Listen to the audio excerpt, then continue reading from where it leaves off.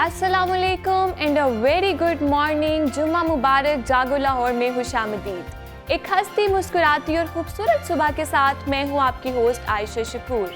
दुआ है कि आप सब लोग जहाँ कहीं भी होंगे ठीक होंगे। तो जनाब खुश रहें और अपने इर्द गिर्द के लोगों को भी खुश रखें। अहले इस्लाम को जागो लाहौर की जानिब से जुम्मा का अजीम दिन बहुत मुबारक हो। नई सुबह का आगाज़ इस अजीम दिन की मुनासबत से करते हैं। हज़रत अबू हुरैरा से रवायत है कि रसूलुल्लाह सल्लल्लाहु अलैहि वसल्लम से अर्ज़ किया गया कि वो क्या चीज़ है जो कसरत से लोगों के जन्नत में दाखिले का ज़रिया बनती है। तो आप सल्लल्लाहु अलैहि वसल्लम ने फरमाया खुदा खौफी और हुस्न खल्क़। हज़रत अबू हुरैरा रज़ी अल्लाह ताला अन्हु ने ही हुज़ूर का ये इरशाद नकल फरमाया है, जिसका मफ़हूम है यानी मोमिनों में से सबसे ज़्यादा कामिल ईमान वाले वो हैं जो उनमें से अखलाक के एतबार से बेहतर है। अखलाक की पाकीज़गी और किरदार की अच्छाई दरअसल ईमान की पुख्तगी और खुदा खौफी का समर है, और दरअसल दोनों एक दूसरे से जुड़े हैं। ईमान के बगैर अखलाक पाकीज़गी का और किरदार की अच्छाई के बगैर खुदा तरसी और खुदा खौफी का तसव्वुर बेमायनी है। इसी हुस्न हल की बदौलत मोमिन को इत्मीनान क़ल्ब की अजीम नेमत हासिल होती है, और उसका यही दिली सुकून उसकी सीरत व किरदार की वो अज़मत अता करता है, इसके बाद कोई तरगीब उसको राह रास्त से हटाने में कामयाब नहीं हो सकती। मोमिन की ज़िंदगी मोहब्बत, चाहत, मेल जोल, उसकी गुफ्तगू, चाल ढाल और नफासत का आईनादार होती है। इसलिए कोशिश करें कि ये दोनों आदात अपनी ज़िंदगी का लाजमी हिस्सा बनाएं। सेगमेंट है हमारा पाकिस्तान के सितारे, जिसमें हम आपकी मुलाकात पाकिस्तान के ऐसे टैलेंटेड लोगों से करवाते हैं जिन्होंने अपनी मेहनत, जज्बा और लगन से दुनिया में पाकिस्तान का नाम रोशन किया। अपने टैलेंट के ज़रिए ये सितारे मुल्क की वक़ार का बाइस बने। बिलाशुबा दुनिया में कुछ ऐसा नहीं जिसको हासिल ना किया जा सके, बस आपके जज्बात सच्चे, हौसले मजबूत और हिम्मत पुख्ता होनी चाहिए। तो जनाब आज हमारे साथ जो टैलेंटेड लोग मौजूद हैं उन्होंने दुनिया को हैरत में मुब्तला कर दिया, और वाकई ऐसा किसी के पास दिमाग होता है, यानी जहानत इंतहा को पहुँच गए हैं, और ये पाकिस्तान के लिए काबिल फ़ख्र बात है। हमारे साथ मौजूद हैं हुज़ैफ़ा जमील, जिन्होंने आलमी सतह पर association of chartered certified accountants के इम्तहानात में 99% नंबर्स हासिल करके पिछले तमाम रिकॉर्ड्स तोड़ दिए हैं। इस मुकाबले में 180 ममालिक के तलबा शामिल थे और पाकिस्तानी तालिब इल्म हुज़ैफ़ा ने उन सबको मात दे दी। और उसके साथ अगर देखा जाए तो पाकिस्तानी लड़कियां भी लड़कों से बिल्कुल कम नहीं होती हैं। जनाब हमारे साथ मौजूद हैं डॉक्टर बिस्मा तारिक खान, जिन्होंने MBBS में 25 मेडल्स हासिल करके मुनफरिद रिकॉर्ड कायम किया है। ये लोग पाकिस्तान का असल चेहरा हैं, या यूँ कह लें कि ये लोग पाकिस्तान के असल हीरोज़ हैं। आइए मैं इनसे आपकी मुलाकात करवाते हैं और इनकी कामयाबी की कहानी उन्हीं के ज़बानी सुनते हैं। बढ़ते अपने चमकते सितारों की जानिब, तो हमारे साथ मौजूद हैं हुज़ैफ़ा जमील और उनके साथ डॉक्टर बिस्मा तारिक। आप दोनों को जागो लाहौर में वेलकम। कैसे हैं आप? आप कैसी हैं बिस्मा? अल्लाह का शुक्र। सबसे पहले मैं हुज़ैफ़ा आपकी तरफ आती हूँ। 99% मार्क्स ले लियो, और CA अगर बात की जाए तो सबसे टफ एग्ज़ाम कंसीडर किया जाता है, कैसे कर लिया आपने? सबसे पहले तो अल्लाह ताला का करम है, क्योंकि कुरान की आयत भी है वमा तौफ़ीक़ी इल्ला बिल्लाह, अल्लाह की तरफ से ही कामयाबी आती है। उसके बाद मैं समझता हूँ मेरे पेरेंट्स की मेहनत है, इसके पीछे पेरेंट्स की दुआएं हैं, और उसके साथ साथ मेरी अपनी भी मेहनत है। कम्बिनेशन ऑफ स्ट्रगल्स है मेरे institute scan school of accountancy का, मेरे टीचर सर ज़ुबैर का, और फिर मेरी अपनी भी मेहनत है इसके पीछे। तो इस कम्बिनेशन ऑफ स्ट्रगल्स के साथ अल्हम्दुलिल्लाह मैंने ये अचीवमेंट हासिल की है। ज़बरदस्त हो गया। हुज़ैफ़ा 99% मार्क्स ले लिए, कितना मुश्किल था कवर करना सिलेबस को? सिलेबस कवर तो साथ साथ ही करता था मैं एंड के लिए नहीं बचा के रखता था, लेकिन ज़्यादातर जो प्रैक्टिस वाला मटेरियल है वो फिर मैं एंड के लिए करता था। और डिफ़िकल्ट तो होता है, और उम्मीद भी नहीं थी 99 मार्क्स की, 90+ तक की उम्मीद थी, लेकिन 99 की एक्सपेक्टेशन मुझे बिल्कुल भी नहीं थी। और उसके साथ साथ ग्लोबल प्लेस विनर बन जाना, इसकी भी उम्मीद मुझे नहीं थी। वही ना, इतने 180 ममालिक के लोग तलबा जो थे वो मौजूद थे, तो कंपटीशन भी बहुत टफ था। तो क्या कितने आवर्स स्टडी करते थे आप? मैं एग्ज़ाम से करीब जाके 6 to 7 hours per day daily practice करता था, और उसके अलावा जो जब से बैच स्टार्ट हुआ था साथ साथ सारा अपना सिलेबस वगैरह जो पोर्शन कवर करने वाला था, तैयारी करने वाला, साथ साथ में कवर करता था। बिल्कुल ज़बरदस्त हो गया। तो नेक्स्ट अब आपके फ्यूचर गोल्स क्या हैं? फ्यूचर गोल्स फ़िलहाल मेरा फोकस ACCA कंप्लीट करने पे है। मेरे 4 एग्ज़ाम्स रह गए हैं, जिसमें इंशाल्लाह 6 मंथ्स लगेंगे। उसके बाद फिर मैं बिग 4 ऑडिट फर्म्स में जो है वो इंशाल्लाह अपनी इंटर्नशिप कंप्लीट करूँगा 3 सालों की, और उसके बाद फिर इंडस्ट्री में इंशाल्लाह। परफेक्ट जी। हुज़ैफ़ा, नॉर्मली कंसीडर किया जाता है कि जो बच्चे बहुत पढ़ाकू होते हैं, जिनके इतने अच्छे अच्छे मार्क्स आते हैं, कंसीडर किया जाता है कि वो कोई इवेंट्स अटेंड नहीं करते, शादी ब्याह, घर के किसी कोने में बुक्स लेकर बैठे रहते हैं। आप भी तो बुकवर्म नहीं थे? नहीं, मैं बिल्कुल भी ऐसा नहीं था। अच्छा। मैं क्रिकेट भी खेलता हूँ रेगुलर, अपने दोस्तों के साथ भी जाता हूँ, मैं शादियाँ भी अटेंड करता हूँ। बल्कि घर में सबसे ज़्यादा मेरे ख्याल से अपने बहन भाइयों में शादियाँ मैं ही अटेंड कर रहा होता हूँ। अच्छा। और मेरा सोशल नेटवर्किंग भी ठीक है, मेरे दोस्तों के साथ, मैं कज़न्स वगैरह के साथ बाहर भी जाता हूँ, सब कुछ करता हूँ। बिल्कुल जी। अब मैं डॉक्टर बिस्मा से बात करूंगी। एमबीबीएस में 25 गोल्ड मेडल्स ले लिए, क्या प्राउड मोमेंट होगा वो आपकी फैमिली के लिए? मेरा बहुत ज़्यादा मतलब बहुत ही ग्रेट फीलिंग थी उस टाइम हाँ। तो सब भी डेफिनेटली सारी फैमिली बहुत ज़्यादा एक्साइटेड भी थी, खुश भी थी सब इस अचीवमेंट पे। ठीक है, तो लाइक And, बचपन से आप डॉक्टर बनना चाहती थी? हाँ जी, मेरा बहुत पैशन था शुरू से ही डॉक्टर बनने का, और शायद इसी वजह से बहुत ज़्यादा जो है वो मतलब just focus on your work.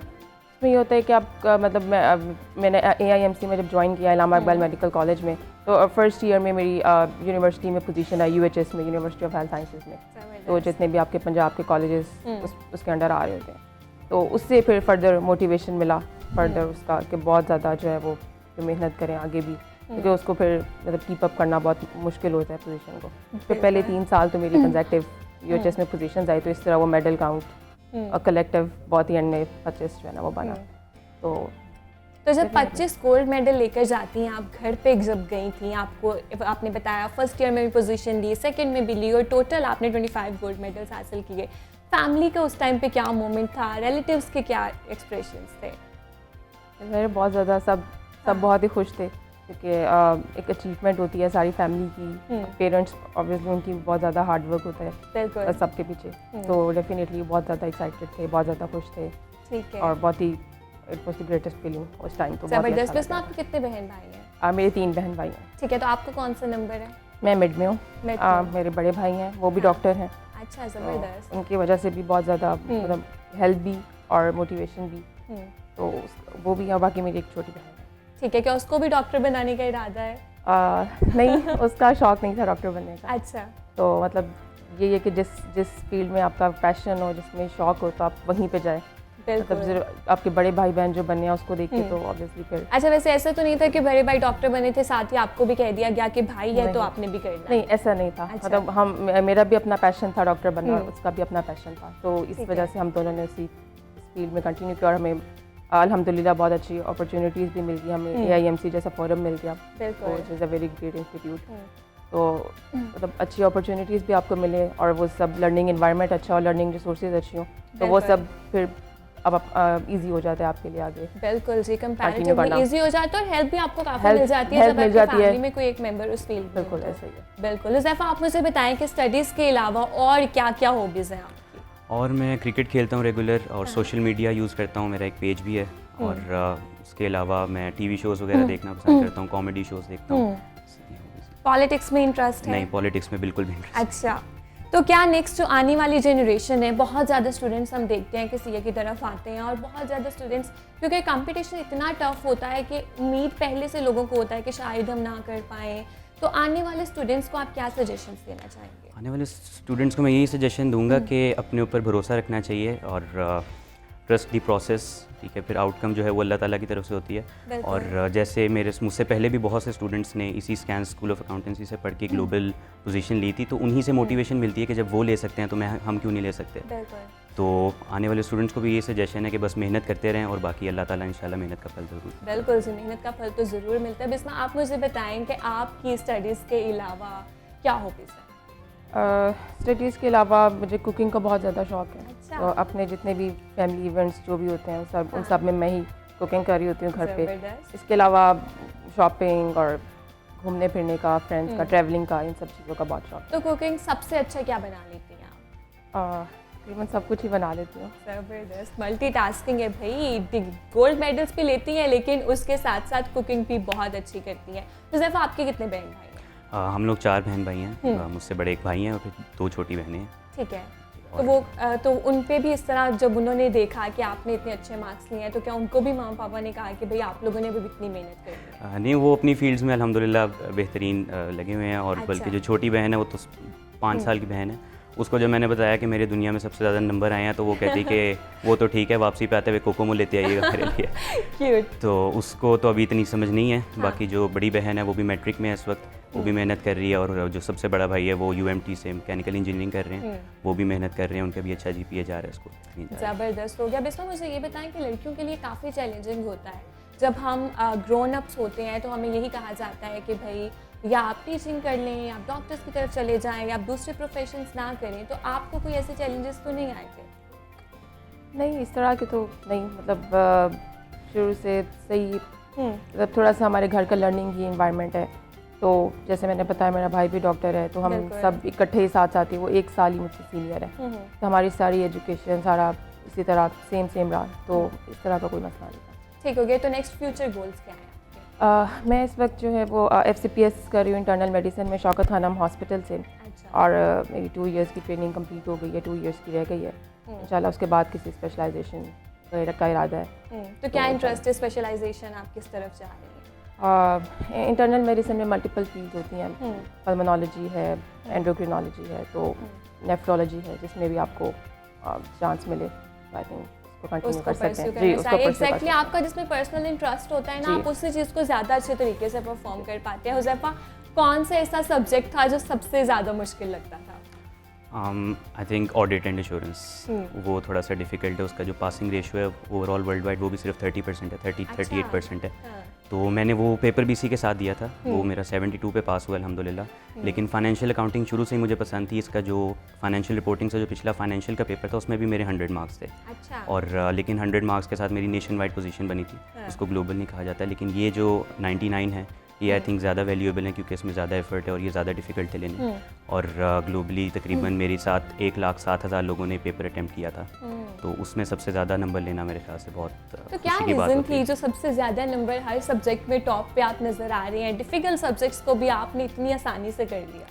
बस मेरे ख्याल से इंटरेस्ट की बात होती है। मेरा शुरू से ही अकाउंटिंग की तरफ बहुत ज़्यादा इंटरेस्ट था, मैथ्स और नंबर्स के साथ खेलना, उनको इंटरप्रेट करना, इसका शुरू से ही बहुत ज़्यादा शौक रहा है। तो मैं बचपन से ही मैथ्स में मेरे सबसे अच्छे नंबर होते थे। साइंस मुझे बिल्कुल भी नहीं पसंद थी, साइंस को मैं दूर से ही बस हेलो हाई करता था।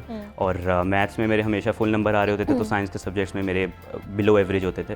तो बस उस वजह से मेरे ख्याल से कि मैं जो न्यूमेरिकल्स पेपर्स हैं ACCA के, उसमें मैं अल्हम्दुलिल्लाह अच्छा परफॉर्म कर रहा हूँ। ज़बरदस्त हो गया जी। बिस्मा, आप बताएं कि आप जब आपका फ्री टाइम होता है तो उसमें क्या करती हैं? अच्छा, वैसे फ्री टाइम मिलता है? नॉर्मली ये परसेप्शन है लोगों का कि फ्री टाइम नहीं होता, बहुत ज़्यादा बिजी रहते हैं। उसमें ये कि जैसे हम MBBS की जो पढ़ाई है उसमें सारे एनुअल एग्ज़ाम्स आते हैं, तो मतलब 2-3 मंथ्स जब आपका प्रॉफ सीज़न, जब आपके आने वाले थे एग्ज़ाम्स, उस दौरान, उससे पहले आपको वो सारा टाइम मुश्किल हो जाता है उस दौरान मैनेज करना। उसमें आपको काफ़ी अपनी हॉबीज़ और सबको पीछे रखना पड़ता है, नींद कम करनी पड़ती है। अच्छा। उसमें आपको ज़्यादा पढ़ना पड़ता है। बाकी थ्रू आउट द ईयर आपके पास जो है उसमें आप जैसे नॉर्मल एक्टिविटीज़ होती हैं, थोड़ा सा पढ़ भी लिया, कोई बाकी अपने काम कर लिए, फैमिली के साथ टाइम स्पेंड कर लिया, विजिट्स कर लिया, ये सब। अच्छा, जैसे हुज़ैफा ने कहा है कि वो अपना कोर्स जो है वो साथ साथ कवर करते रहते थे, साथ साथ करते थे। आप क्या प्रोफ के टाइम पर एंड पर ही सारा पढ़ती थी या साथ साथ चीज़ों को कवर? नहीं, साथ चीज़ें कवर करनी पड़ती हैं। ज़ाहिर है वो एंड पे तो वो एक रिवीजन हो रही होती है एंड पे, तो बाकी थ्रू आउट एग्ज़ाम्स होते रहते हैं बीच में भी, मिड्स और ये सब, तो वो सब के साथ ही कवर करते थे सारी चीज़ें। अच्छा, मेरी एक फ्रेंड थी तो वो भी डॉक्टर ही बन रही थी और वो हर टाइम पढ़ती रहती थी। प्रॉफ सीजन होता था तब तो बिल्कुल ही गायब हो जाती। जब उसको कहते थे कि लेट्स सपोज चलो बाहर चलते हैं, कॉफ़ी पे चलते हैं, वो कहती थी नहीं मुझे बिल्कुल टाइम नहीं है, मैंने बहुत पढ़ना है। तो क्या इतनी वर्स्ट सिचुएशन हो जाती है? हाँ बिल्कुल, इट्स रियली हार्ड। उस टाइम पे प्रॉफ सीजन में तो बहुत ही मुश्किल होता है टाइम निकालना किसी भी और एक्टिविटी के लिए। हाँ। तो उसमें वाकई थोड़ा सा मुश्किल हो जाता है उस टाइम। बाकी थ्रू आउट द ईयर जैसे है कि आपके पास 7 मंथ्स है, बाकी उसमें आप बिल्कुल अपनी सारी एक्टिविटीज़ नॉर्मली जैसे नॉर्मल करते हैं वैसे कर सकते हैं। तो बिल्कुल भी आप लोगों ने ये नहीं सोचना कि इन्होंने 25 गोल्ड मेडल्स लिए हैं या हुज़ैफा ने 99% मार्क्स लिए हैं तो ये हर टाइम ही बुक्स को लेकर बैठे रहते थे, हर टाइम ही पढ़ते रहते थे। ऐसा बिल्कुल भी नहीं है। एक्टिविटीज़ भी करते थे और उसके अलावा खेलते भी थे, पढ़ाई पे भी फोकस करते थे। तो सारी चीज़ें साइड बाय साइड चलती रहती हैं। हुज़ैफा, ऑब्वियसली इतने ज़्यादा टॉपिक्स होते हैं, इतने ज़्यादा सब्जेक्ट्स होते हैं, तो क्या आप प्रॉपर कोई नोट्स बनाते थे? हमें वैसे जो स्कैन्स जहाँ से मैं पढ़ रहा हूँ वहाँ से नोट्स कंपाइल होके मिलते थे। उन्हीं के ऊपर अपनी वर्डिंग में थोड़े से अगर नोट्स बनाता था तो बनाता था। जो शुरू वाले पेपर्स हैं उनमें थोड़ा ज़्यादा बनाए थे, लेकिन फिर ये रियलाइज़ हुआ कि नहीं, practice is the key, practice पे ज़्यादा फोकस करना चाहिए।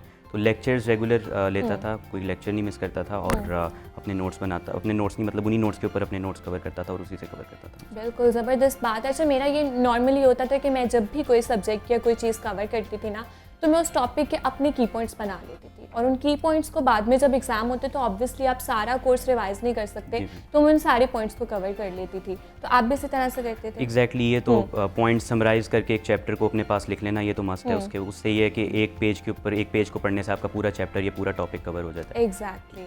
तो बिस्मा, आपकी तरफ आऊँगी, आप मुझे बताएं कि नेक्स्ट जो भी लड़कियाँ इस फील्ड में आना चाहती हैं, आप उनको क्या सजेशन देना चाहेंगे?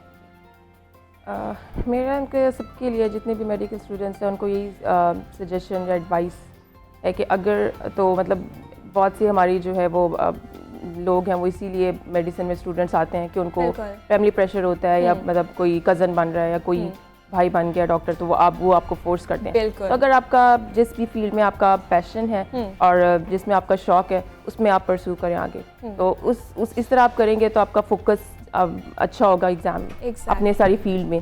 तो उससे मेरे ख्याल से वो आप तभी आप एक्सेल कर सकेंगे, कोई भी आपकी फील्ड हो। बिल्कुल, ये बहुत इंपॉर्टेंट बात की है बिस्मा ने यहाँ पर।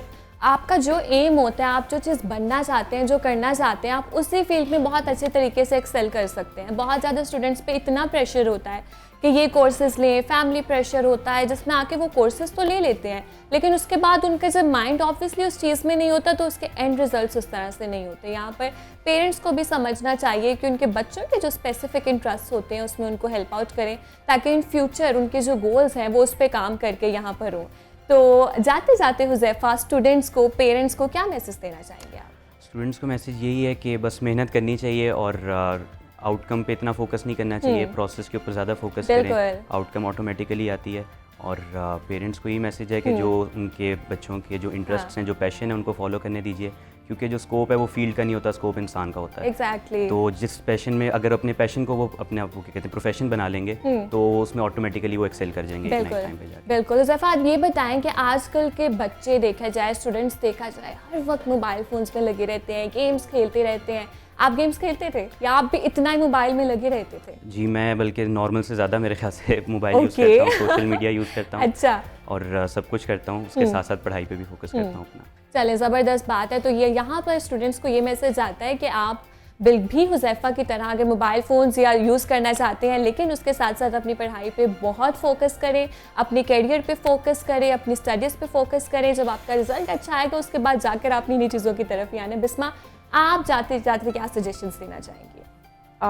मैं भी मोरलेस यही चीज़ है कि आप मतलब मेडल्स के लिए आपको मतलब मेहनत करने की ज़रूरत नहीं है, वो ऑटोमेटिकली आप जब भी आप just focus on your work और अल्टीमेटली आपको एंड में मतलब अल्लाह ताला पे भरोसा रखे और आपको मिल ही जाता है अपनी मेहनत का फल। बिल्कुल। बाकी बस ये सब ही, बाकी थोड़ा सा जो है वो थोड़ा सा टाइम निकाल के हमें अल्लाह ताला का शुक्र करना चाहिए सारी चीज़ों के लिए। बिल्कुल, बहुत खूबसूरत बात की है बिस्मा ने भी कि आप जब आपने अगर अच्छा, बहुत सारे स्टूडेंट्स ऐसे भी होते हैं जो पहले से उनका फोकस होता है कि लेट्स सपोज मैंने मेडल्स लेने हैं तो मैं उसके लिए एफर्ट करूँगा, लेकिन बिस्मा ने बहुत खूबसूरत बात की है कि आप सिर्फ मेहनत करें और बहुत ज़्यादा मेहनत करें तो आपको अल्लाह ताला उस चीज़ का अजर ज़रूर देंगे। बिस्मा, 25 गोल्ड मेडल्स तो ले लिए हैं, अब और कितने गोल्ड मेडल्स लेने हैं आपने? मेरे ख्याल से फिलहाल MBBS के तो हो गया कंप्लीट, बाकी FCPS का आई एम नॉट श्योर कि उसका क्या सारा स्टेटस है, उसमें क्या मेडल्स होते हैं। चलें जी, we wish you good luck. We hope next time आप जब भी हमारे पास आएँ आप मज़ीद इससे डबल गोल्ड मेडल्स लेकर आएँ। Huzaifa, thank you so much for coming on the show. Thank you so much Bisma for joining us. यहाँ पर हमारे साथ 2 होनहार तालिब इल्म मौजूद थे। हुज़ैफा की बात की जाए तो 99% मार्क्स लिए इन्होंने, 180 कंट्री के स्टूडेंट्स मौजूद थे, शामिल थे, और उसके अलावा बिस्मा ने 24 गोल्ड मेडल्स हासिल करके एक एजाज़ अपने नाम लिया है। यहाँ पर एक ब्रेक लेते हैं, ब्रेक के बाद हाजिर होते हैं। Stay with us.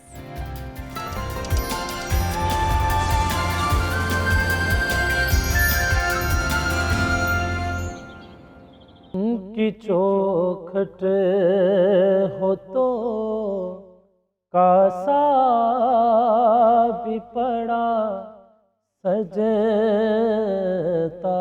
है, उनकी चौखट हो तो कासा भी पड़ा सजता है, दर बड़ा हो तो सवाली बिखड़ा सजता है, दर बड़ा हो तो सवाली बिखड़ा सजता है। और ये गुलामी कहीं कमतर नहीं होने देती, ये गुलामी कहीं कमतर नहीं होने देती। अरे उनका नौकर हो तो शाहों में खड़ा सजता है, उनका नौकर हो तो शाहों में खड़ा सजता है। दर बड़ा हो तो सवाली बिखड़ा सजता है। और ऐसा का हो तो लाजिम है गुलामी पे गुरूर,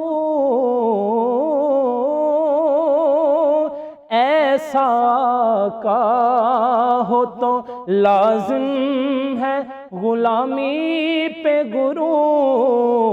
अरे ऐसी निस्बत हो तो फिर बोल बड़ा सजता है, ऐसी निस्बत हो तो फिर बोल बड़ा सजता है। दर बड़ा हो तो सवाली बिखड़ा सजता है। माशाल्लाह, सुभान अल्लाह। सना ख्वान मुस्तफ़ा सल्लल्लाहु अलैहि वसल्लम मोहम्मद शहबाज मदनी साहब ने बहुत ही खूबसूरत अंदाज में नबी करीम सल्लल्लाहु अलैहि वसल्लम की मदाह सुराई की। जी तो जनाब, सेगमेंट है हमारा सीरतुन नबी सल्लल्लाहु अलैहि वसल्लम, जिसमें नबी अकरम सल्लल्लाहु अलैहि वसल्लम की तालीमात की रोशनी में मुख्तलिफ समाजी और माशरती मसाइल का हल ढूंढने की कोशिश करते हैं। नाज़रीन, अल्लाह ताला ने इंसान में बाहमी रब्त रखने के लिए उसको रिश्ते और ताल्लुकात में परो दिया है। इंसान किसी का भाई, बहन, बेटा, बेटी, दोस्त या फिर हमसाया है। इंसान का अपने वालिदैन, अपनी औलाद और अपने करीबी रिश्तेदारों के अलावा सबसे ज़्यादा वास्ता और ताल्लुक़ और लेन देन हमसायों और पड़ोसियों से होता है, और इसकी खुशगवारी और नाखुशगवारी का ज़िंदगी के चैन और सुकून पर बहुत गहरा असर पड़ता है। इस्लाम ने अपने पैरोकारों को ऐसे माशरे का दर्स दिया है जिसमें अखुवत, प्यार और हमदर्दी हो, एक दूसरे की चारा साजी हो। करीब रहने वालों में जितना प्यार, उल्फत और हमदर्दी होगी, उतनी ही ज़्यादा ज़िंदगी खुशगवार गुजरेगी। इसलिए हमसाये के हुकूक़ की अदायगी पर बहुत ज़ोर दिया गया है। प्यारे आका सल्लल्लाहु अलैहि वसल्लम का फरमान है कि हमसाये की इज़्ज़त और हुर्मत माँ की हुर्मत की तरह है। कुरान और सुन्नत की रोशनी में हमसायों को क्या क्या हुकूक़ हासिल हैं और उनके क्या फ़राइज़ हैं, इस पर बात करेंगे। हमारे साथ मौजूद हैं मारूफ सीरत स्कॉलर डॉक्टर पीर तारिक शरीफ ज़ादा साहब, हस्ब मामूल की तरह आज भी हमारे साथ मौजूद हैं, और उनके साथ हमें ज्वाइन किया है हाफिज़ मोहम्मद शहबाज मदनी सना ख्वान मुस्तफ़ा सल्लल्लाहु अलैहि वसल्लम ने। बहुत खुशामदीद मैं कहना चाहूँगी आपको प्रोग्राम में। कैसे हैं आप? अल्हम्दुलिल्लाह, अल्लाह का बड़ा एहसान। मुझे सबसे पहले बताएं कि इस्लाम में बहुत ज़्यादा ज़ोर दिया जाता है हमसायों के हुकूक़ पर। आखिर हमसायों के हुकूक़ हैं क्या क्या? बिस्मिल्लाह रब्बे मोहम्मद करीम अलैहिस्सलातु तस्लीम। सबसे पहले तो यादावरी का शुक्रिया। हमेशा की तरह मैं ये समझता हूँ कि हमारे इस प्लेटफॉर्म से लोगों के लिए ज़िंदगी से जुड़े हुए जो मामलात और मसाइल हैं उनकी तरफ तवज्जो दिलाई जाती है, और वो हमारे हुर्मत के, कुर्बत के रिश्ते जिनकी निस्बत और ताल्लुक़ से इंसानी ज़िंदगी के अंदर ख़ूबसूरतियाँ भी पैदा होती हैं, और जिन रिश्तों के बिगड़ने की वजह से, जिनकी तरफ तवज्जो ना होने की वजह से ज़िंदगी के अंदर मसाइल बढ़ते हैं, उनकी तरफ भी निशानदेही की जाती है। तो ये यकीनन खैर का अमर है। अल्लाह ताला इसकी तासीर में मज़ीद और बरकतें अता फ़रमाए। आज का उन्वान भी हमेशा की तरह बड़ा बामकसद और जामे हमसायों के हुकूक़ के हवाले से है। आप इस बात से अंदाज़ा लगाइए कि रसूलुल्लाह सल्लल्लाहु अलैहि वसल्लम ने जिन चंद चीज़ों के लिए ख़ुद दुआ फरमाई उनमें से एक अच्छे हमसाए का साथ है। तो आप इससे अंदाज़ा कीजिए कि हमसाए का अच्छा होना जो है वो कितना अहम अमल है। और फिर रसूल रहमत सल्लल्लाहु अलैहि वसल्लम फरमाते हैं कि जिब्राईल अमीन ने मुतअद्दिद बार मुझे हमसायों के हुकूक़ के हवाले से इतना ज़्यादा आगाह किया, अल्लाह की तरफ से इतनी तवज्जो दिलवाई कि मुझे ये गुमान होने लगा कि शायद पड़ोसी जो है उसको बज़ाहिर खूनी रिश्ता ना होने के बावजूद कहीं विरासत में उसके लिए हिस्सा ना रख दिया जाए।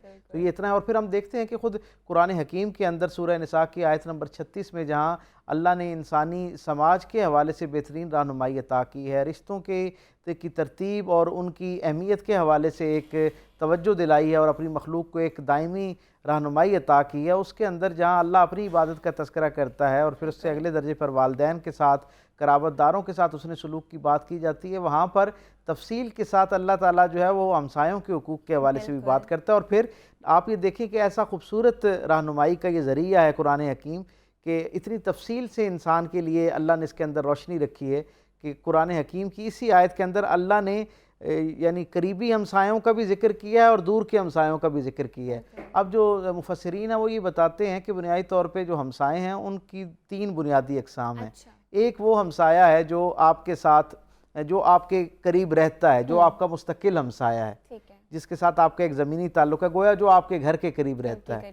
दूसरा हमसाया वो है जो आपके सफ़र का आपका हमसाया है, यानी सफ़र का पड़ोसी, उससे मुराद वो है जो सफ़र के दौरान आपके साथ जा रहा है। जैसे घर के हमसाए के कुछ हुकूक़ हैं, इसी तरह जो सफ़र का हमसाया उसके भी हुकूक़ हैं और फिर जो आपके साथ आपके वर्क प्लेस पे हमसाया है उसके भी कुछ हुकूक़ हैं, उसके भी कुछ आदाब हैं, उसके साथ भी ज़िंदगी गुजारने के कुछ करीने और सलीके दीन रहमत ने हमें अता किए हैं। तो गोया इतनी तफसील के साथ इसके ऊपर बात हुई और मैं कुरान हकीम और सरकार दो आलम सल्लल्लाहु अलैहि वसल्लम की ज़िंदगी से हमें ये ख़बर पहुँचती है कि रसूलुल्लाह सल्लल्लाहु अलैहि वसल्लम ने फरमाया कि पड़ोसी अगर आपका एक गैर मुस्लिम आपके पड़ोस में रहता है तो वो भी, उसके भी आपके ऊपर हुकूक है। और उससे अगले दर्जे पर हुजूर ने फरमाया उसका एक हक है आपके ऊपर। और अगर आपके साथ मुसलमान पड़ोसी है आपके कुर्ब में तो उसके हुकूक 2 गुना हो जाते हैं। और अगर आपका पड़ोसी मुसलमान होने के साथ साथ आपका रिश्तेदार है तो फिर आप यूँ समझें कि उसके हुकूक 3 गुना हो जाया करते हैं। तो आप इससे अंदाज़ा लगाइए कि जूँ जूँ रिश्ते कुर्बत इख्तियार करते जाएं इतने हुकूक जो है उनकी ज़िम्मेदारी बढ़ती जाती है। रसूलुल्लाह सल्लल्लाहु अलैहि वसल्लम यानी इसकी अहमियत का अंदाज़ा आप इससे लगाइए कि हुजूर ने फरमाया कि सादतमंद है वो शख्स, गोया खुश नसीब है वो शख्स। हुजूर एक आदमी की खुश नसीबी की तरफ रहनुमाई फरमा रहे हैं और हुजूर फरमाते हैं कि हकीकत में खुश नसीब शख्स वो है जिसे बेहतरीन हमसाया मैसर आया हो, पुरसुकून हमसाया जो उसकी ज़िंदगी के अंदर आफियत का ज़रिया हो। और फिर अगले दर्जे पे हुजूर ने फरमाया जैसे एक आरामदेह सवारी मैसर आई हो और कुशादा घर मैसर आया हो। और फिर उसी गुफ्तगू के दौरान हुजूर ने दूसरी तरफ निशानदेही फरमाई कि वो शख्स मुसीबत में है, परेशानी में है, बदनसीब है, जिसे ऐसा हमसाया मैसर आया है गोया जो उसके लिए फ़ितने का ज़रिया है, जिससे उसको एक धड़का और खौफ लाहक है, जिसके शर से बचने के लिए जो है वो अल्लाह से दुआएं मांग रहा है और उसे उसका तसव्वुर करती उसके जहन के अंदर एक ख़ास दर्जे की जो है वो तंगी और एक तकलीफ़ और परेशानी जो है वो आना शुरू हो जाती है। इसलिए रसूलुल्लाह सल्लल्लाहु अलैहि वसल्लम ने फरमाया वो जो बदनसीबी की 3 अलामात की वो भी बिल्कुल 4 अलामात बताई। उनमें से हुजूर ने पहली अलामत ये बताई कि बदनसीब वो है जिसे एक बुरा हमसाया मैसर आ गया।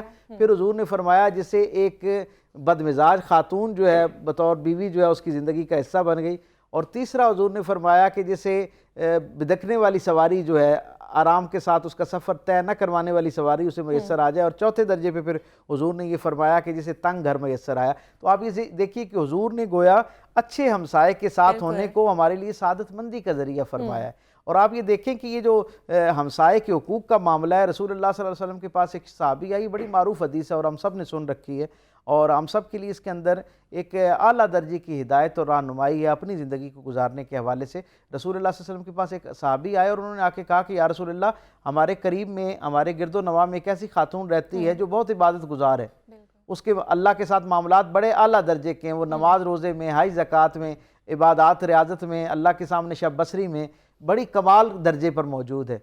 लेकिन हुजूर ने फरमाया कि क्या वो अपने हमसायों के साथ उसका सलूक कैसे? कहा या रसूलुल्लाह, हमसायों के मामले में उसका सलूक बहुत ज़्यादा अच्छा नहीं है, हमसाए उससे बहुत तंग रहते हैं, गिलामंद रहते हैं। तो रसूलुल्लाह सल्लल्लाहु अलैहि वसल्लम ने फरमाया कि वो जहन्नुमी है।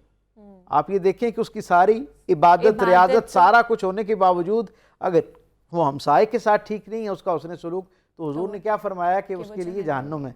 और फिर एक और साहबी ने कहा या रसूलल्लाह एक और हमारे यहाँ एक खातून रहती हैं और उनका मामला ये है कि उनका ज़ाहिरी इबादात और उनके अंदर जो है फ़राइज़ से ज़्यादा का वो अमल नहीं इख्तियार करती, यानी नफली इबादात में नहीं जाती, सिर्फ फ़राइज़ तक उनकी ज़िंदगी जो है वो महदूद है, मामूल महदूद है। हुजूर ने कहा अपने हमसायों के साथ कैसे है? तो बताया गया कि या रसूलल्लाह अपने हमसायों के साथ उसका बड़ा कमाल का उसने सलूक है, हमसाए उससे बड़े खुश हैं, उससे आफ़ियत राहत महसूस करते हैं। तो रसूलुल्लाह सल्लल्लाहु अलैहि वसल्लम ने मुस्कुराते हुए उसके लिए खुशखबरी दी, क्योंकि उसका हमसायों के साथ मामला अच्छा है इसलिए वो जन्नती है। तो यानी यूँ आप ये देखिए, और फिर हुजूर की जो सही अहादीस से हम तक क़यामत का मामला पहुँचता है, उसके अंदर हर शख्स के मामले में जो उसने ज़िंदगी यहाँ गुजारी है उसके हवाले से कुछ हुर्मत और कुर्बत के जो रिश्ते हैं उनकी गवाही बड़ी अहमियत होगी, जिस गवाही की बुनियाद पर उनके लिए आखिरत का फ़ैसला किया जाना है। तो उन बहुत सारी गवाहियों में जहाँ हमारे वालिदैन की गवाही हमारे हक़ में आनी है, सबसे बढ़ के हमारे ज़ौज जो मर्द है तो उसके लिए बीवी की, और बीवी है तो उसके लिए शौहर की गवाही पेश की जानी चाहिए, औलाद अजीज़ व अकारिब उन सब की गवाहियाँ भी पेश होनी है। उसके साथ साथ एक बहुत अहम और नुमाया गवाही जिससे इंसान की आखिरत का सफ़र मुश्किल या आसान हो सकता है, वो उसके हमसायों की गवाही है। तो इसलिए इस निस्बत से, और ये हमसाये की इतनी अहमियत है कि क़यामत के दिन जब सब लोगों पे उनकी क्या आखिरत के फ़ैसले के एतबार से जन्नत और दोज़ख का उनके बारे में फ़ैसला होने से पहले हमसायों की गवाही आ जाएगी ना, तो फिर अल्लाह रब्बुल इज़्ज़त मैदान हशर में अपनी मखलूक को मुखातिब करके कहेगा कि मेरे हमसाए जो है उन्हें बुलाया जाए और उन्हें मेरे करीब लाया जाए। तो सारी मखलूक हैरान होगी कि परवरदिगार आपका हमसाया कौन हो सकता है, किसका ये शर्फ है कि कोई आपका हमसाया हो। तो अल्लाह के रसूल सल्लल्लाहु अलैहि वसल्लम की वही में धुली हुई ज़ुबान से हम तक ये बशारत पहुँची। अल्लाह फरमाएगा कि जिन लोगों ने मेरी मस्जिदें आबाद की, जिनके दिल मेरी मस्जिदों के साथ जुड़े हुए थे, वो दुनिया में मेरे हमसाए थे। तो अल्लाह फिर उनको बुलाएगा और अपनी शान के लायक अपने हमसायों को उनके मकाम के मुताबिक उन्हें नवाजेगा। तो ये हमसायों के साथ जो हमारा उसने सलूक है, यकीनन इसकी तरफ दीन के अंदर इतनी ज़्यादा तफसील से बात हुई है कि रसूलुल्लाह सल्लल्लाहु अलैहि वसल्लम ने हज़रत आयशा सिद्दीक़ा रज़ियल्लाहु ताला अन्हा को ये फरमाया कि ये जो हमसाए हैं इनका इस दर्जे का हुकूक है कि 40 घर जो आपके दाएं बाएं मौजूद हैं, आगे पीछे मौजूद हैं, ये सारे हमसाए में शामिल होते हैं। हज़रत आयशा सिद्दीक़ा रज़ियल्लाहु ताला अन्हा ने अर्ज़ की या रसूलल्लाह मुझ पे सबसे ज़्यादा हमसायों में किसका हक़ है? तो हुज़ूर ने फरमाया जिसका दरवाज़ा तुम्हारे दरवाजे के सामने है।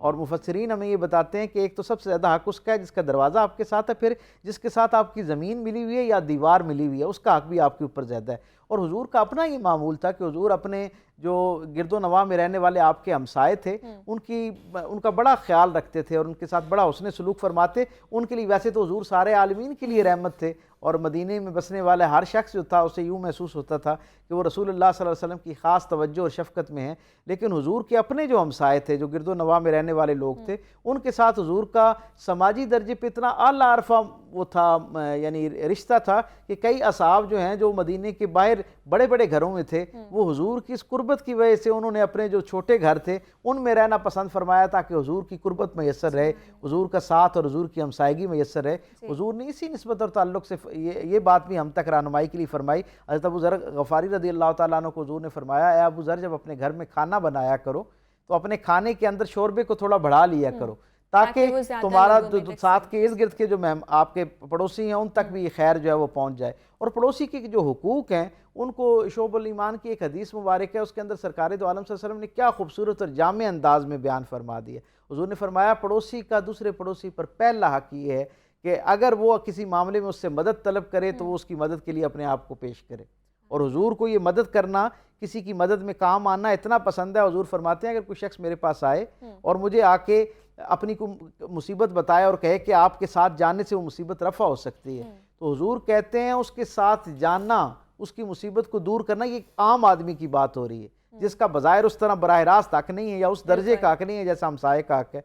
अगर वो शख्स आता है और हुजूर फरमाते हैं कि मैं उसकी मदद के लिए उसके साथ चल पड़ता हूँ, तो मुझे ये अमल मस्जिद नबवी के अंदर 1 महीने के नफली एतकाफ़ से ज़्यादा महबूब है, ज़्यादा पसंदीदा है। तो आप तसव्वुर कीजिए, एक तो मस्जिद नबवी का एतकाफ़ और फिर सरकार दो आलम का एतकाफ़, तो वो किस आला दर्जे की इबादत होगी। हुजूर फरमाते हैं उससे ज़्यादा मेरे नज़दीक महबूब है कि मैं किसी ज़रूरतमंद की मदद करूँ। हमसाये का सबसे पहला हक़ ये कि जब वो मुसीबत में किसी मुशक्क़त में आपसे कोई मदद तलब करे तो आप उसकी मदद करें। फिर हुजूर ने फरमाया अगर वो बीमार हो तो उसकी बीमारी उसकी खबरगिरी करे, अगर उस तक कोई गम पहुँचे तो उसके गम में शरीक हो, अगर वो फौत हो जाए तो उसकी तजहीज़ तकफीन के अंदर उन मराहिल में उसका साथ दे, उसके ख़ानदान की खबरगिरी रखे। फिर हुजूर ने फरमाया अगले दर्जे पे अगर उसे कोई खुशी मैसर आए तो उसकी खुशी में उसके साथ शरीक हो, उसकी खुशी में खुश हो। हमारा अमूमी जो समाजी रवैया हम देखते हैं कि गम में तो किसी दर्जे पे हम शरीक हो जाते हैं, लेकिन खुशी में शरीक होना हमारे लिए ज़रा मुश्किल होता है। हमें अपने इन रवैयों पर भी गौर करना चाहिए। फिर आका करीम सल्लल्लाहु अलैहि वसल्लम ने पड़ोसियों के हुकूक में हमें ये बात बताई कि जब आप अपने घर की तामीर करें तो उससे मुशावरत के साथ तामीर करें। अब घर तो आपका है, सारे इख्तियारात आपके हैं, लेकिन आपने उससे इसलिए मशावरत करनी है कि कहीं आपकी दीवार का ऊंचा होना उसके लिए रोशनी और हवा को रोकने का जरिया ना बन जाए। फिर कहीं एक ख़ास दर्जे पे हुजूर ने ये भी फरमाया कि पड़ोसी के, एक और हदीस में, कि पड़ोसी का एक दूसरे पड़ोसी पे खलवत का हक भी है, यानी आप उसकी प्राइवेसी जो है उसका भी ख्याल रखें। अमूमन हमारे यहाँ जब हम तामीरात करते हैं तो हम अपने नक्शे, अपने घर की का जो अंदाज़ है उसका अंदाज़ तामीर खूबसूरत बनाने के लिए भूल जाते हैं कि हमारे इर्द गिर्द रहने वाले लोग जो हैं उनकी प्राइवेसी भी कोई चीज़ है और उसका भी हमने कहीं किसी दर्जे पे ख्याल रखना है। और फिर सरकार दो आलम सल्लल्लाहु अलैहि वसल्लम ने ये फरमाया कि अपने जो घर के अंदर मौजूद जो खाने पीने की चीज़ें हैं उसकी खुशबू से अपने पड़ोसी को अजियत न दो। सबसे पहले तो ये कि उसमें से उसको हिस्सा पहुंचाओ। अगर किसी सूरत में वो इतना कलील है कि हिस्सा नहीं पहुंचाया जा सकता तो फिर उसकी खुशबू उसे इस अंदाज में इस्तेमाल करो घर में, उस खाने को, उस पकवान को, हत्ता कि उसकी खुशबू जो है वो दूसरे घर तक ना पहुंचे और उनकी महरूमी का जरिया ना बने। हत्ता कि मेरे करीम रसूल सल्लल्लाहु अलैहि वसल्लम ने इंसानी नफ्सियात का इस आला दर्जे पे इकराम फरमाया है। इतना पड़ोसियों के हुकूक के तनाजुर में उनकी इज़्ज़त नफ्स का ख्याल रखा है कि हुज़ूर ने फरमाया कि अगर किसी के पास अपने बच्चों के लिए महदूद वसाइल हों और वो थोड़ा फल लेकर आए तो या तो उस फल में से कुछ हिस्सा उनको भेजे ताकि उनके बच्चे भी खा सकें, वरना उस फल के जो छिलके हैं उन्हें इस अंदाज में उनको मुश्तहर ना करें, उन्हें बाहर ना फेंके तो उनके बच्चे देखें और वो उनके अंदर गोया एक एहसास महरूमी पैदा हो। तो हम समझ सकते हैं कि ये वो सारी खूबसूरतियाँ हैं जिनकी निस्बत और ताल्लुक़ से एक बेहतरीन मुआशरा तश्कील पाता है। हम ये देखते हैं ना कि इंसानी ज़िंदगी जो हम रहते हैं, हम अपने रिश्तेदारों के साथ एक किसी दर्जे के ऊपर जो है वो जो हमारे खूनी रिश्ते हैं वो हमारी पैदाइश से पहले तय हो चुके होते हैं, लेकिन हमसाए जो हैं वो हमेशा हमारी अपनी चॉइस के साथ होते हैं।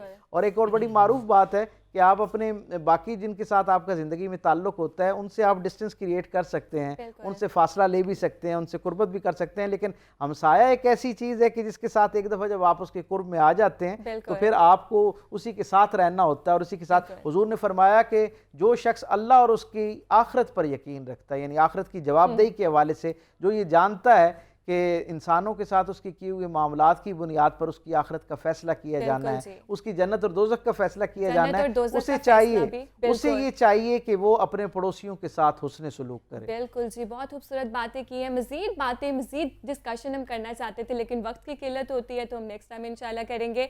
तो यही बात है कि हमसायों के हुकूक पर बहुत फोकस किया जाता है, लेकिन अनफॉर्चुनेटली आजकल के माशरे में बहुत ज़्यादा हुकूक व फ़राइज़ जो हैं वो हमें नहीं देखने को मिल रहे। तो मैं यही गुजारिश करना चाहूँगी कि अपने इर्द गिर्द के लोगों को देखें, उनसे बात करें, वो किन हालात में एक दूसरे की हौसला अफजाई करें, एक दूसरे के दुख सुख में शामिल हो। यहाँ पर मैं आपसे गुजारिश करना चाहूँगी कि हम एक नात सुना दें।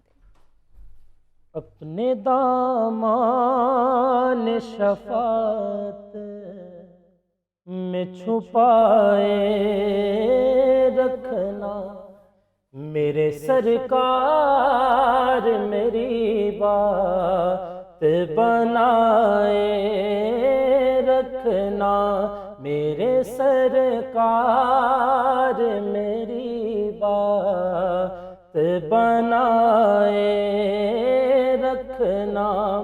मैंने माना के निकम्मा हूँ मगर कहो, मैंने माना के निकम्मा हूँ मगर आप कहो, इस निकम्मे को भी सरकार निभाए रखना, इस निकम्मे को भी सरकार निभाए रखना। और ज़र्राए खाक को खुर्शीद बनाने वाले खाक हूँ मैं, मुझे कदमों से लगाए रखना। खाक हूँ मैं मुझे कदमों से लगाए रखना, और उनके आने की घड़ी है कि वो आने वाले मेरे सरकार की महफिल को सजाए रखना। मेरे सरकार मेरी बात बनाए रखना, और उनके हो जा तो हर चीज उन्हीं से मांगो। उनके हो जा तो हर चीज उन्हीं से मांगो।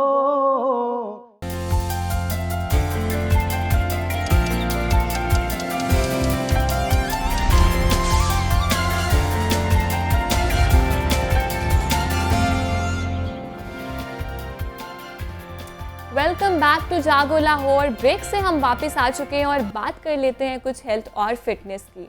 नॉर्मली यही परसेप्शन होता है, हेल्दी लाइफस्टाइल हो, हेल्दी लाइफ हो तो ही आप अच्छी ज़िंदगी गुजार सकते हैं। लेकिन आजकल जिस तरह का मौसम है, बहुत ज़्यादा रेस्ट करते हैं लोग, उस तरह से फिटनेस का ख्याल नहीं रखा जाता। तो हमारे साथ मौजूद हैं रहमान अब्बास। उनकी तरफ बढ़ते हैं और जानते हैं कि वो आज हमारे लिए क्या लेकर आए हैं। Over to you Rahman. अस्सलामुअलैकुम, मैं हूँ रहमान अब्बास, लाइफ कोच, आपको फिट करने के लिए, स्ट्रॉन्ग करने के लिए न्यू टेक्निक्स, न्यू प्लान्स के साथ आपकी खिदमत में हाजिर हूँ। पहले ये बताएं कि आपकी डाइट कैसी चल रही है। ज़ाहिर बात है मौसम के चेंज के हिसाब से खाना पीना आपका रुकता नहीं है और मैंने आपको बताते रहना, तो इसलिए डाइट का भी ख्याल रखना है। डाइट में आपने बहुत ज़्यादा फैटी ऑयली चीज़ें नहीं खानी। तो आज के प्रोग्राम में मोस्टली लोग देखने में यह है कि मिस करते हैं लेग वर्कआउट। लेग वर्कआउट की डिफरेंट एक्सरसाइजेज हैं, लेकिन घर में करना है, ख़वातीन ने करना है, या जिनको नहीं पता, जिम नहीं जा सकते, घर में किसी जगह 4 एक्सरसाइजेज, लेकिन उसमें टेक्निक्स बताऊंगा कि राइट एंड रॉन्ग क्या है। तो आज के प्रोग्राम में lower portion, inner outer leg workout strengthening. जब तक आपका लोअर पोर्शन स्ट्रांग नहीं होगा, अपर बॉडी बनाने का, टोन अप करने का क्या फ़ायदा। सो ट्रेनिंग स्टार्ट करते हैं, बाकी बातें साथ साथ चलती रहेंगी। वार्म अप आपने करना है। फर्स्ट वार्म अप में आपका स्टेप अप हो ताकि लोअर पोर्शन रिदम में आ जाए। ये आपके काउंटिंग में नहीं होगा, एक्चुअल वर्कआउट में। So ready. इतना ज़्यादा वर्कआउट आप देखते हैं, लेकिन टेक्निक्स देखनी है कि मुझे क्या सूट करता है। जिसने न्यू कमर है, नया वर्कआउट करना है, उसको क्या सूट करता है। सो ये सारी चीज़ें मैं बताऊंगा। तो अभी हमारा काम करने का मकसद भी ये है कि बिगनर जिसने शुरू किया है, इब्तदाई स्टेज में है, उसको क्या सूट करता है। सो वार्म अप हो गया। आपने 5 मिनट आपने स्टेप अप करने हैं। ये डन, ये आपके वर्कआउट में नहीं है। सो फर्स्ट एक्सरसाइज हम स्टार्ट करें। मुझे एक स्टेपर चाहिए। घर में स्टेपर नहीं है, कोई बात नहीं, वुड का कोई आप स्टेप अप ले सकते हैं, नहीं तो स्टेयर्स के पास जाके आप कर सकते हैं। मतलब ये कि भागना नहीं है, आपने वर्कआउट करना है। वीक में 1 टाइम लेग वर्कआउट मस्ट। वैसे तो 2 टाइम होना चाहिए, क्योंकि मैं पर्सनली 2 टाइम करता हूँ, तो इसलिए चलें कोई बात नहीं, आपके लिए थोड़ा सा डिस्काउंट है, 1 time. First training step up करना है, 1 स्टेप अप, देन नी लाइट्स अप करना है, देन डाउन, 1 लेग वहीं पे फिक्स रहेगी। स्टेयर स्टेपर पे कर सकते हैं, वुड पे कर सकते हैं। कंसंट्रेशन बॉडी बैलेंस में, 1 2। अब इसमें फर्स्ट पोर्शन आपका लेग वर्कआउट, सेकंड आपका कोर होगा, मीन्स के आपका एब्डोमिनल वर्कआउट भी साथ चल रहा है। 1 2, और आपके ग्लूट्स और हैमस्ट्रिंग मसल्स भी। 4 5, 10 रैप्स ईच साइड। मैं 5 कर रहा हूँ, आपने 10 करने हैं। Okay, now switch. 3 सेट्स आपने करने हैं 20 सेकेंड की ब्रेक के साथ। बहुत ज़्यादा आपने ब्रेक नहीं लेनी। Now move, 1 2। बॉडी को फ्रंट साइड आपने डाउन नहीं करना है, chest up, core tight. 3 4 5, rhythm के साथ। इस तरह आपकी रिदम बनती जाएगी, लेग मोबिलिटी और अप होती जाएगी।